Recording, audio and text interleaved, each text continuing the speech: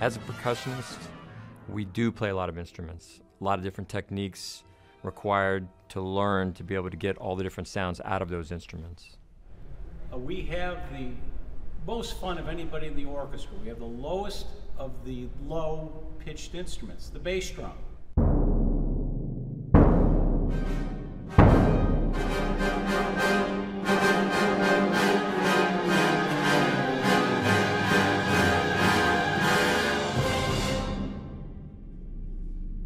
Next is a triangle, one of the higher pitched instruments, usually single notes or a sustained sound by rolling between the two sides.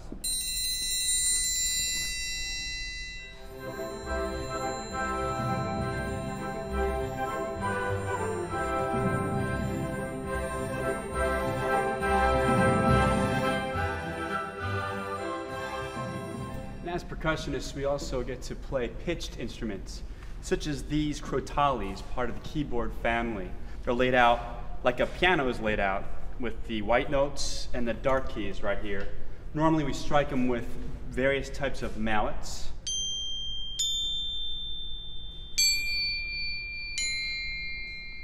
Now we have more fun than anybody else in the orchestra because we get to do things like using a super ball on a stick to make sounds like this.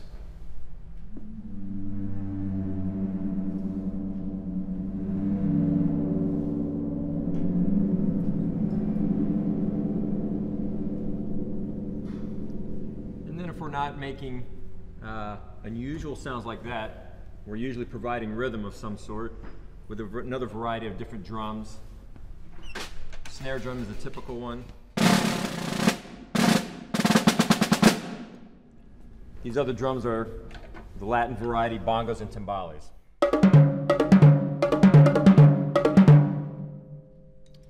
And then we get to play instruments that are found throughout the world, such as this tambourine.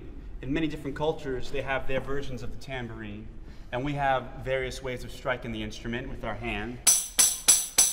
And we can play fast by using other parts of our body.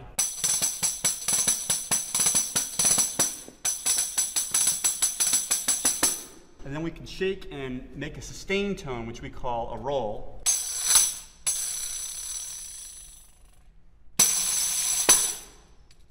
And what would be a percussion section without the crash cymbals? Now everybody, hold your ears.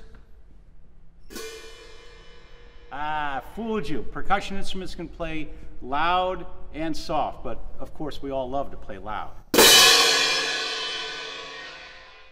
And then finally, oftentimes we're asked to play mallet instruments, which can provide melody like any of the other instruments. And in one piece that we recorded, Daphnis, there's a very, very loud glockenspiel part played on glockenspiel.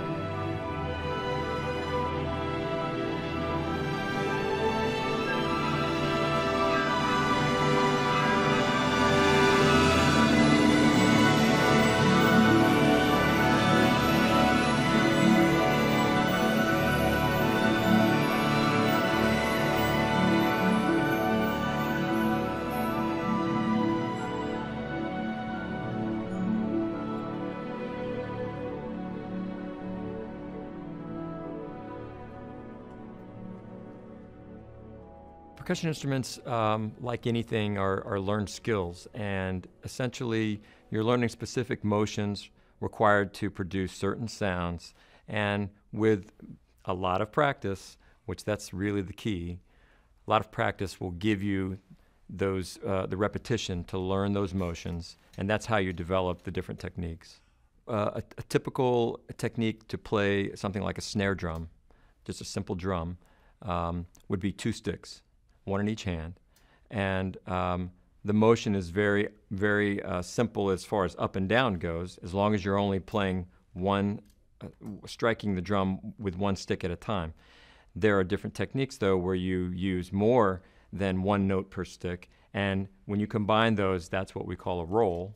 And it changes the sound quite a bit. So it's almost kind of like if you were going to become a very fast runner, you probably wouldn't be very fast at the beginning. You would learn how to jog slowly and comfortably and increase your speed over time. It's the same kind of thing with a technique like that.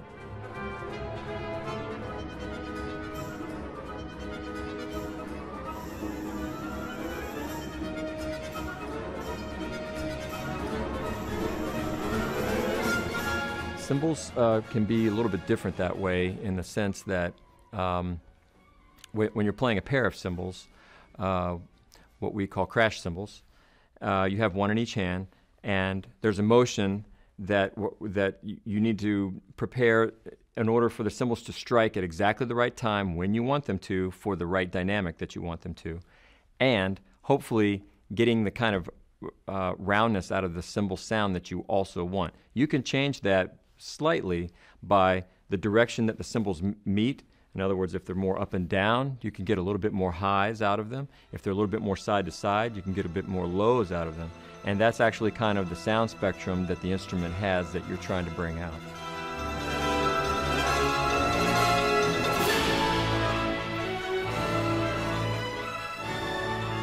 Typically what would happen for something like, say, the mallet instruments that we play, vibraphone, xylophone, glockenspiel, marimba, chimes. These instruments are often, their sound is greatly altered by the mallets that we choose to play them with. It's not the only way you can alter it, but it's the most instantaneous and effective way. If you have a mallet that's, the material is very hard and dense, it's going to get a different kind of attack than a mallet that's softer and more malleable. So we have a whole variety, an array of mallets to choose from. Sometimes we think this mallet is probably good. We send our colleague out into the audience to see. They come back and say, nope, I can't hear it. The attack, there's no attack. It's lost in the big orchestration of around us. Your instrument's not pushing through, and it needs to be. So that's the kind of feedback we need to be able to adjust and know which mallets to use.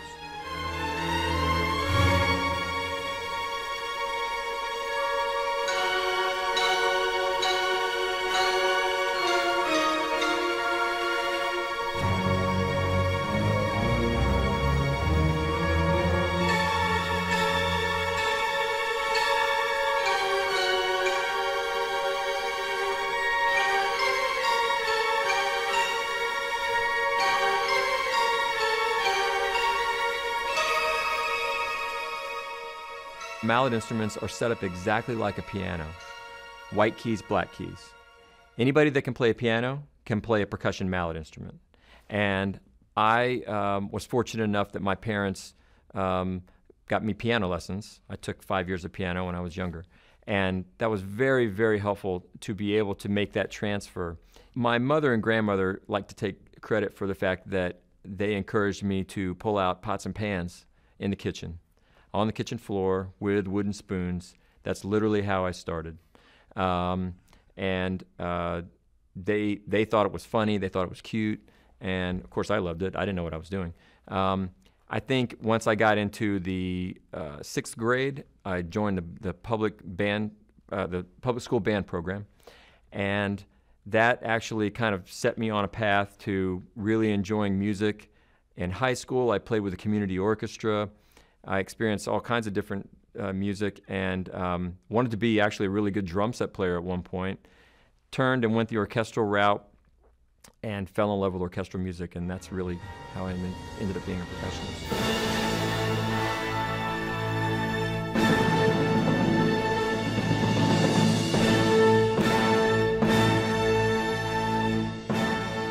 I think I was probably about 16 when I was asked to join this community orchestra in Pensacola, Florida.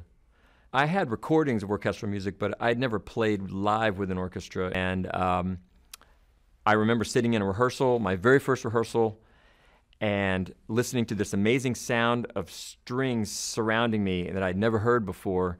And I totally missed my percussion cue because I wasn't paying attention.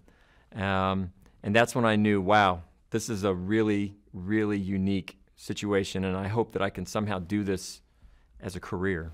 The public school band program provided the instruments and all the variety of instruments to learn. And I studied privately with the local percussion teacher. As I progressed, though, I needed somebody with a higher level of teaching ability. I used to drive from Pensacola to Tallahassee, Florida, which is about 3.5 hours away on the weekends, to take my lessons with a grad student at Florida State University. As I got better, my teachers got better, obviously, and I sought them out. And that's really important, I think, in development, is really being active in finding and searching out the best teachers you possibly can, because they're out there and they're willing to help.